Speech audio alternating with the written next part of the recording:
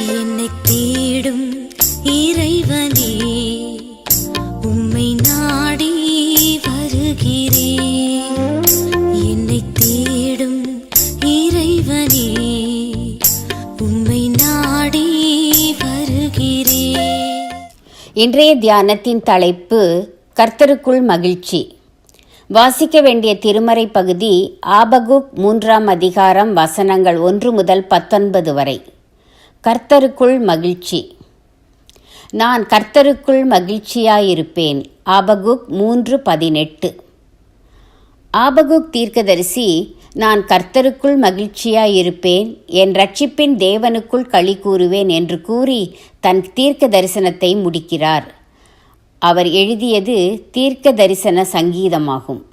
கர்த்தருக்குள் மகிழ்ச்சியாயிருக்கும் அவர் அதற்கு முந்தைய வசனங்களில் 6 உலக பிரகாரமான காரியங்கள் எதிர்மறையாக நடந்தாலும், எல்லாவற்றிலும் நஷ்டமாகி போனாலும் அதற்காக கவலைப்படப் போவது இல்லை என்று உறுதிபட கூறுகிறார்.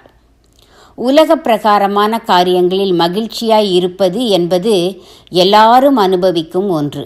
அநேக பக்தர்கள் தேவனை ஆராதிப்பதும் பக்தியாய் இருப்பதும் இந்த உலக பிரகாரமான காரியங்களில் நல்ல பலன் கிடைக்க வேண்டும் என்பதற்காகத்தான்.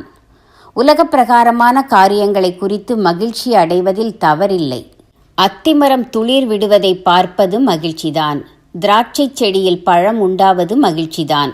வயல்களில் தானியம் விளைவதும் மகிழ்ச்சிதான். இந்த மகிழ்ச்சிகள் வரும் போகும். வரும்போது மகிழ்ந்து அதையே பெரிதாக கருதினால் போகும்போது நிச்சயம் நிரம்பவே கவலை வரும். அதனால் கர்த்தருக்குள் மகிழ்ச்சியாயிருக்க கற்றுக்கொள்ள வேண்டும்.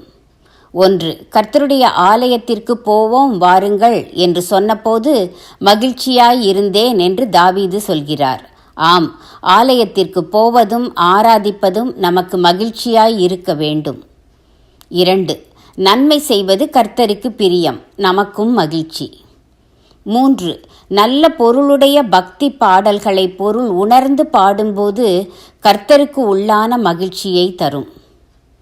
4. நம்முடைய தாளந்துகளை கர்த்தருக்கென்று பயன்படுத்தும்போது கர்த்தருக்குள் மகிழ்ச்சியை அனுபவிக்கலாம். இத்தகைய கர்த்தருக்குள்ளான மகிழ்ச்சி பட்டியல் மிக பெரியது.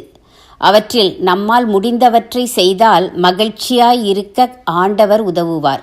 அப்படியானால் இந்த உலக பிரகாரமான காரியங்கள் நம் மகிழ்ச்சியை கெடுக்க முடியாது. நித்திய மகிழ்ச்சியை நோக்கி நடந்தால் வாழ்க்கை பயணம் மகிழ்ச்சியானதுதான். நித்திய மகிழ்ச்சியை நோக்கி நடந்தால் வாழ்க்கை பயணம் மகிழ்ச்சியானதுதான். தீர்மானம்: உலகியல் காரியங்கள் என் மகிழ்ச்சியை கெடுக்காதபடி பார்த்து கொள்வேன்.